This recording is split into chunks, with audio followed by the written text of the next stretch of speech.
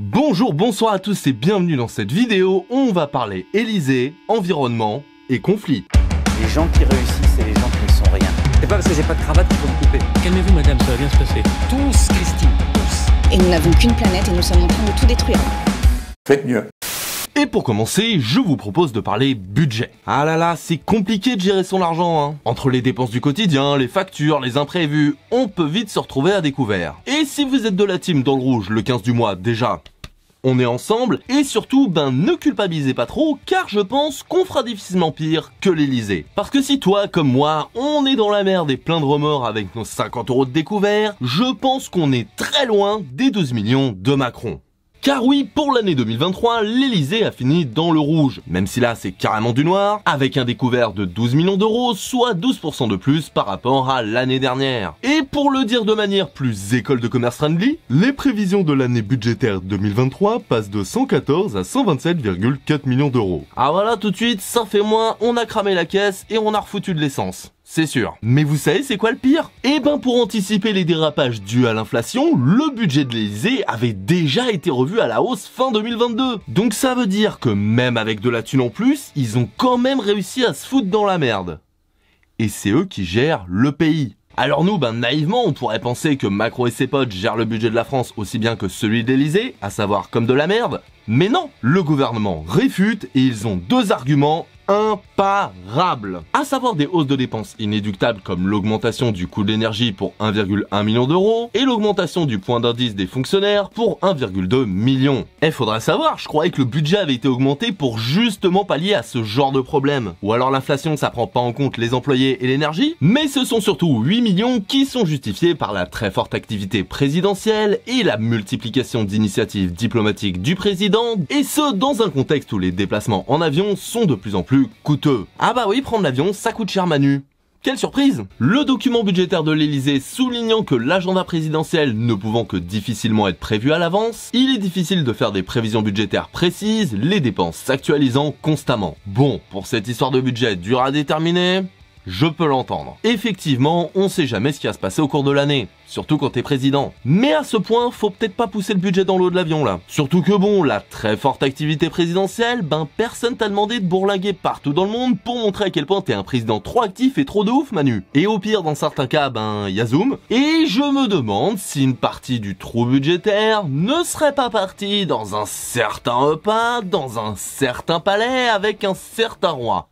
Mais ce ne sont là que des suppositions, bien sûr. Et j'ai envie de dire, même si c'est pas le cas, tu es le président Manu. Et un ancien banquier en plus. Du coup, ouais, on s'attendait à rien niveau justice sociale et dignité humaine, mais fais un effort pour le budget, quoi. Vous êtes censé gérer un état, les gars. Et me sortez pas la carte. Ouh là là, on est surpris, dis donc. Parce que cet été, la Cour des comptes alertait déjà sur la hausse des dépenses du président en 2022. Donc il y a un an, le mec flambait déjà. Et la Cour des comptes a également prévenu de l'effet des déplacements présidentiels à l'étranger, encore une fois dans un contexte où l'inflation est élevée, mais relevant tout de même des marges d'amélioration résiduelles. Ah ouais, donc le gars il a carrément le peut mieux faire sur son bulletin. Donc clairement Manu n'apprend pas de ses erreurs. Et pourquoi ça me surprend pas? Même Hollande, qui est quand même loin d'être le président le plus aimé et compétent de la 5e, on est d'accord? Même lui, durant son quinquennat, il a non seulement plafonné le budget de l'Élysée à 100 millions d'euros, mais en plus, lui, il a réussi à pas le dépasser. Tu fais pire qu'Hollande en termes de finances, Manu. Et t'étais son ministre de l'économie! Non, pour toi et tes potes, la solution c'est de réclamer plus de thunes, à savoir 122 millions d'euros. Parce que oui, c'est logique, quand on sait pas gérer un budget, plutôt que de le repenser et avoir plus de thunes, effectivement ça aide. Président de la République quoi. Mais allez, je suis mauvaise langue. Effectivement, vous avez des solutions. Mais paye tes solutions. L'application d'un effort supplémentaire de moins 5% sur les budgets d'investissement ou le maintien sous contrainte de la masse salariale. Donc clairement ces solutions c'est avoir plus de thunes ou moins bien payer les gens, ou alors c'est des pistes qui ne verront peut-être jamais le jour. Paye tes solus. Et pendant que l'Élysée ne sait pas gérer son budget, t'as le préfet de Paris qui prévoit une interdiction des distributions alimentaires dans 2 arrondissements, au calme. À Lyon, il faut compter 18 mois pour obtenir une place en hébergement d'urgence, et à partir du 15 octobre, la prise en charge par la sécurité sociale des soins dentaires va passer de 70 à 60%. Et là, je ne vous donne que plusieurs exemples parmi tant d'autres. Mais quand on voit comment l'Élysée gère son budget, je comprends mieux là. Pour le deuxième point, je vous propose de parler sport. Est-ce que vous vous souvenez de la Coupe du Monde au Qatar ?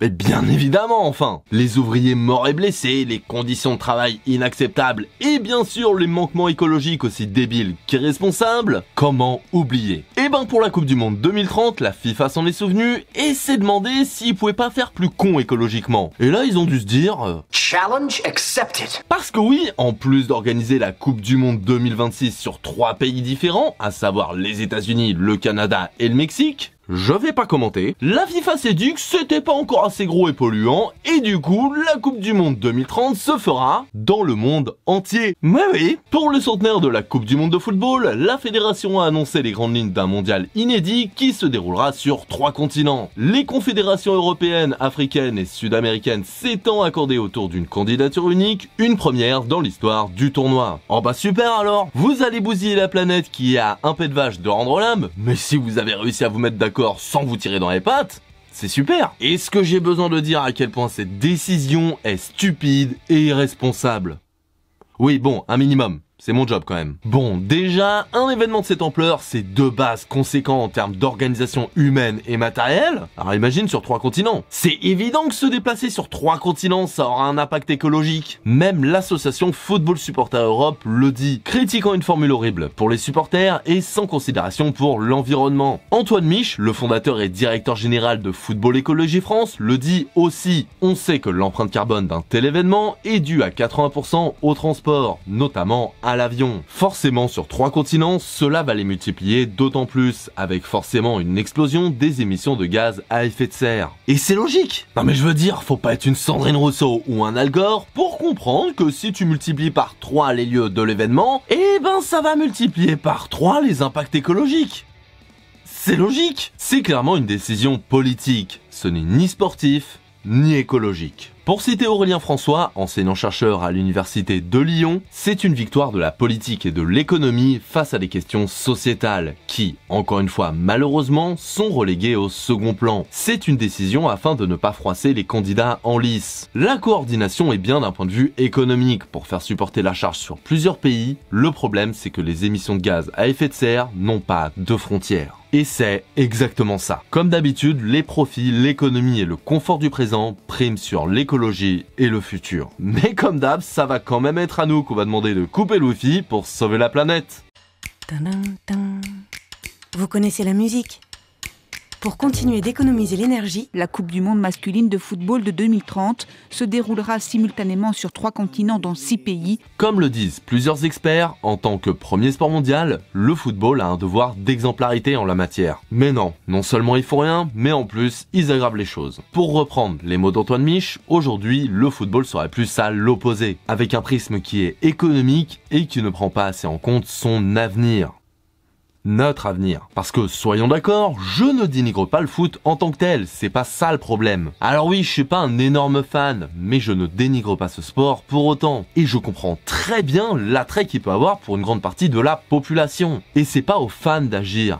Alors oui, eux ils doivent et peuvent agir à leur échelle, comme tout à chacun, mais le gros de l'impact, c'est à la FIFA et aux pays participants de le faire. Comme le disent plusieurs experts, il faut réfléchir au modèle des compétitions internationales dans un contexte de préservation de la planète, avec par exemple une agence indépendante garantissant une parité sociétale, environnementale et économique. Et ce, pour les événements, qu'ils soient sportifs ou non. Parce que tant qu'au sein de ces organisations, il y aura des tensions entre économique et politique, alors l'intérêt de ces pays et organisations passeront toujours au-dessus de celui de la planète. Ou alors, tu fais comme le gouvernement français et tu mets en place un loto pour la biodiversité. Un loto pour soutenir des projets de préservation ou de restauration de la planète. Un projet qui ne donnera que 43 centimes par ticket de 3 €. J'ai vu des plus gros ratios sur Twitter. Un projet que le Sénat a qualifié de greenwashing du jeu. Un projet dont l'autorité nationale des jeux avait émis un avis défavorable à sa création. Donc littéralement, le projet pue depuis le début. Un projet dont la présidence de la commission des finances du Sénat avait exprimé des réserves quant à l'idée d'attirer les jeunes vers des jeux addictifs en utilisant des thématiques telles que la biodiversité et le développement durable. Ce qui est quand même, quand on y pense, un move de méga bâtard, utiliser la sensibilité à l'écologie des jeunes pour les faire jouer à des jeux d'argent. L'addiction aux jeux qui, en plus, je le rappelle, est selon l'autorité nationale des jeux, un fléau qui touche au moins 34,8% des adolescents d'au moins 13 ans. Ouais, bizarrement, pas sûr que ça marche tout ça.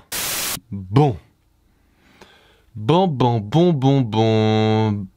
Bon, ben, va falloir en parler, je crois. Alors avant de commencer à parler du sujet sensible, on va mettre 2-3 petits trucs au point, ça me semble primordial. Surtout pour moi, vu comment c'est tendu en ce moment, un procès ou des menaces de mort, ça peut vite partir. Je ne suis ni historien, ni politologue en conflit géopolitique, ni gestionnaire de conflits internationaux ou quoi que ce soit dans le genre. Et à moins d'une coïncidence quand même incroyable, je ne pense pas que ce soit votre cas non plus pour la plupart. Et déjà que même eux ne sont pas d'accord sur le sujet, c'est ni vous, ni moi avec ma petite vidéo à la con qui vont faire consensus dessus. Et encore moins avoir la vérité absolue. Ici je ne donne que mon avis, un avis partial et non un avis d'expert. Voilà, le dédouanement c'est fait, et je vous préviens, mis à part quelques remises en contexte, je ne vais pas revenir sur tous les points de toute l'histoire du conflit. C'est une chaîne d'actu ici, pas Il était une fois l'homme. Et même si, surtout sur ce sujet, le contexte est ultra important, et ben c'est pas ici que vous allez le trouver dans sa totalité. Et d'ailleurs, je vous mets quelques liens de vidéos en description si vous voulez en savoir davantage. Et d'ailleurs, comme dans ce genre de moment où tout le monde est chauffé à blanc, ça peut aller très vite, je parle d'une actualité à un instant T. Donc vous vous doutez bien que le temps que la vidéo sorte, et ben certains éléments seront déjà caducs. Ok, le dédouanement de secours, ça aussi c'est fait. Et enfin, je rappelle que je ne cautionne ni l'antisémitisme, ni l'islamophobie.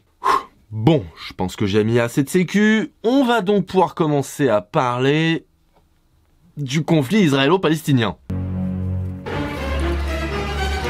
Et oui, je sais, je fais des blagues. Et déjà, au-delà du fait que ce soit l'un des principes de la chaîne, c'est surtout une protection pour mieux encaisser les horreurs qu'il se passe là-bas. Mais là, on va quand même essayer d'être le plus sérieux possible. Donc, concrètement, que se passe-t-il en ce moment entre l'Israël et la Palestine? Des membres du Hamas, le groupe armé palestinien soutenu par l'État iranien, ont passé la frontière de Gaza lors d'une opération militaire historique. Attaque contre bases militaires, occupation de postes de frontière au nord, présence dans les villes israéliennes et prise d'otages de cadres de l'armée israélienne. Mais évidemment, il n'y a pas que ça. Il y a aussi la capture et le meurtre de centaines de civils israéliens, que ce soit à travers les 5000 roquettes envoyées ou encore par des membres du Hamas qui sont sur des parapentes et qui tirent au fusil directement dans la foule. En réaction, l'État israélien a appelé à l'unité du pays et surtout, il a riposté. Les frappes se sont multipliées sur toute la bande de Gaza. Hôpitaux, mosquées, marchés, médias internationaux, journalistes, 500 frappes en une seule nuit dans ce petit territoire de 365 km². Le gouvernement déclare la guerre et met en place un renforcement du blocus. Les 2 millions de Palestiniens perdent alors leur approvisionnement en gaz, en électricité, en eau et en nourriture, car comme le dit si bien le ministre de la guerre israélien, מצור מוחלט על העיר עזה. אין חשמל, אין מזון, אין מים, אין דלק. הכל סגור. אנחנו נלחמים בחיות אדם ואנחנו נוהגים בהתאם.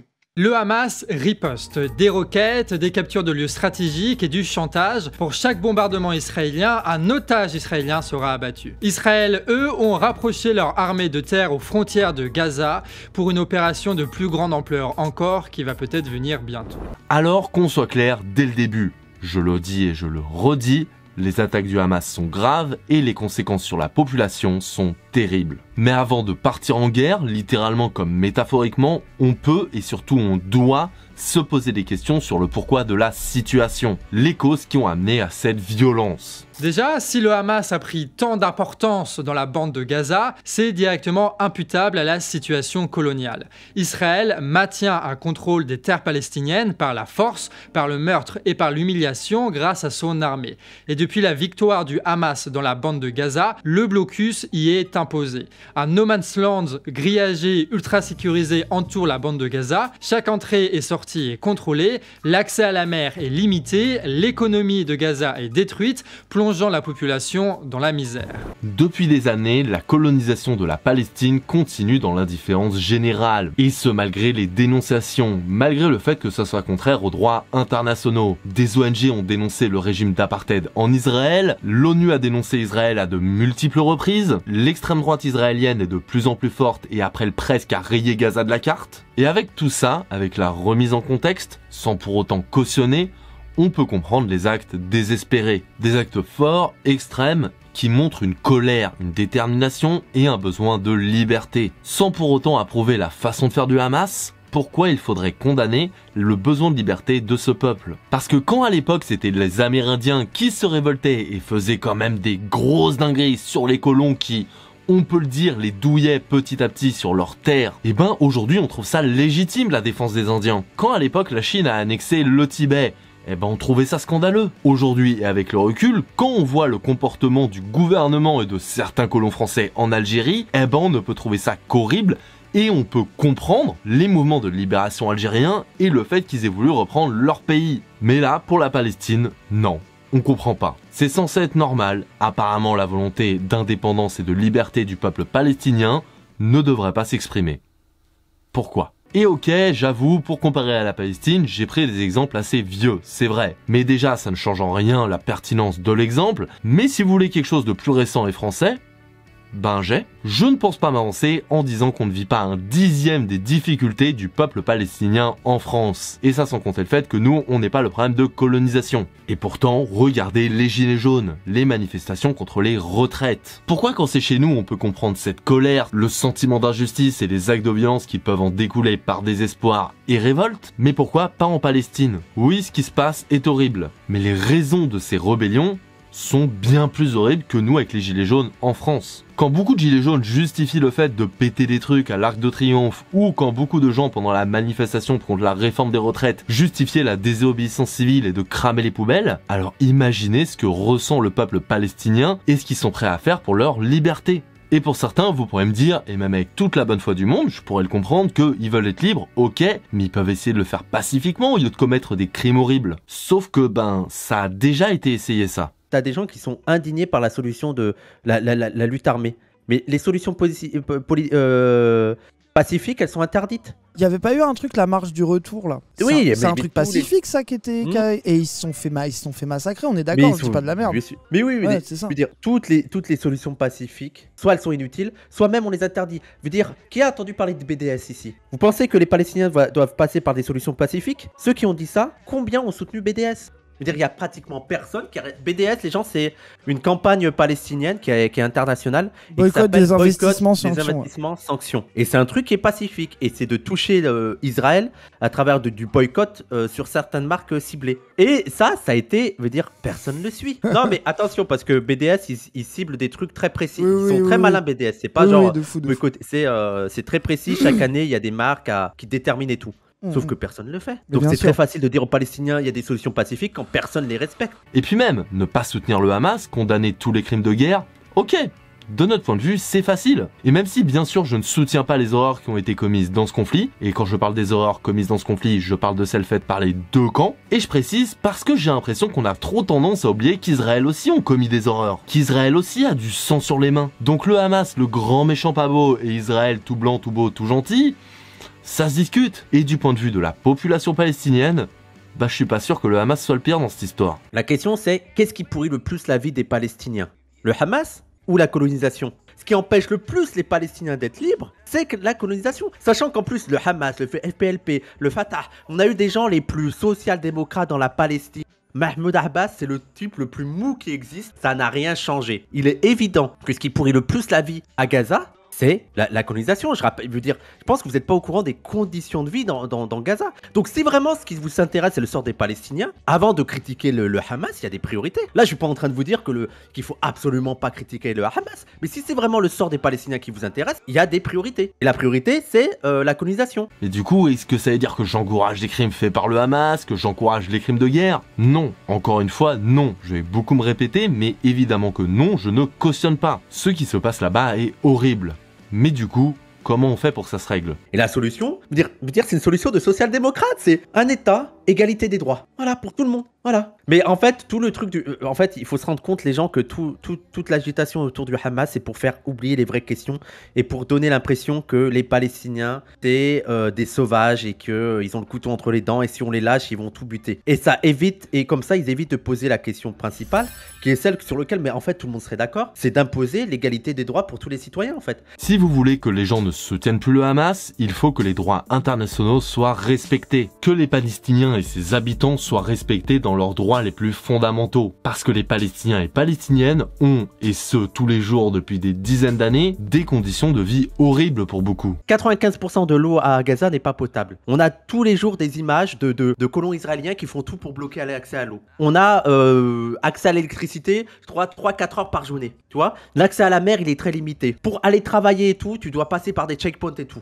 Je veux dire, c'est plus ça qui pourrit la vie des Palestiniens que le Hamas, quand tu regardes l'histoire. Quand le Premier ministre israélien dit que les Palestiniens sont tout juste des animaux et que ça justifie les morts, priver une population d'eau, de nourriture, les traiter d'animaux en justifiant le fait de vouloir limite les éradiquer, ça aussi c'est des conditions de vie inhumaines et condamnables. C'est une situation horrible, une situation compliquée, mais j'ai l'impression que pour certains et certaines, c'est binaire. La bourgeoisie française a choisi son camp. Il faut absolument défendre l'État israélien et défendre tous les intérêts économiques qu'il y a derrière pour faire accepter la guerre. Et donc la stratégie qui va être utilisée par les médias français, ça va être celle qu'on va appeler du procès médiatique pour empêcher les contestataires de révéler la profonde bêtise et contradiction de la propagande de l'État israélien. En France, c'est la France insoumise qui va avoir un discours différent et qui va remettre un petit peu en question les choses. Il refuse par exemple de parler de terrorisme, mais de crimes de guerre concernant le Hamas.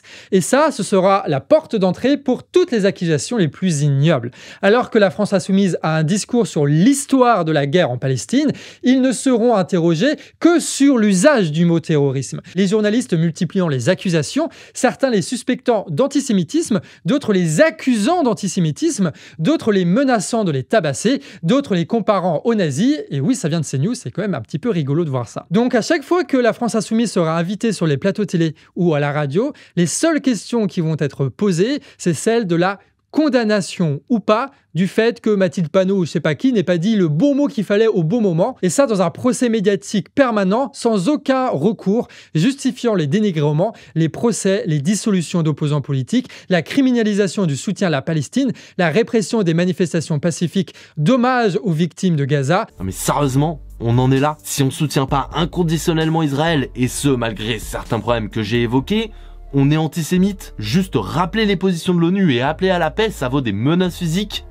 Sérieusement, on en est à un point où le sénateur LR Stéphane Le Rudulier demande à Elisabeth Borne la dissolution du NPA, de la France Insoumise, de la Jeune Garde et des indigènes de la République pour apologie du terrorisme et antisémitisme. Encore une fois, sérieux? Et Gérald Darmanin qui annonce que le NPA est visé par une enquête pour apologie du terrorisme, quand tu sais qu'en 2014, il tweetait « Gaza » tout en condamnant les tirs de roquettes du Hamas, nous aurions dû être gaullistes et protéger les populations palestiniennes. Aujourd'hui, il se traiterait lui-même d'antisémitisme. Tu sens clairement que la fenêtre d'Overton a basculé et qu'en France, beaucoup se servent du conflit pour augmenter les tensions, s'en servir pour leurs petits plans et leurs agendas politiques. Et ça, c'est dégueulasse. Pas rappeler les positions de l'ONU, pas appeler à la paix, mais de se servir de la guerre et de ses horreurs pour servir son agenda politique.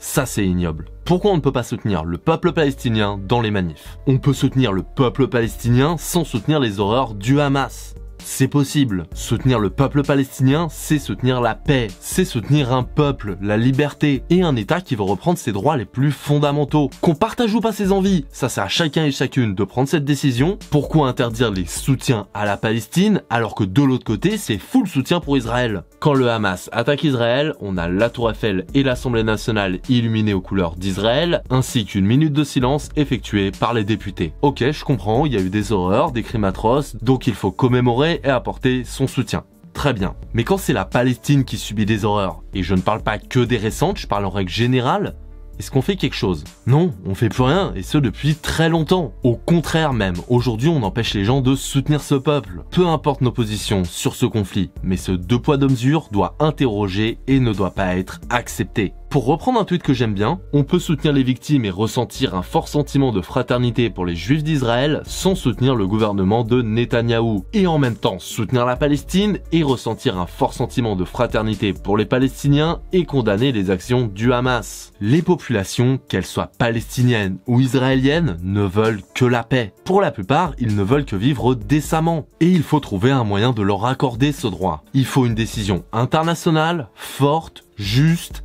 et qui soit vraiment respecté. Mais dans tous les cas, quelles que soient nos positions sur le conflit, ce sont les civils les perdants, qu'ils soient israéliens ou palestiniens. Mais sinon, ben, tout va très bien. Alors maintenant, à savoir si le jeu à gratter, c'est de droite ou de gauche, je sais pas, mais pas sûr que ça sauve la planète. Allez, salut.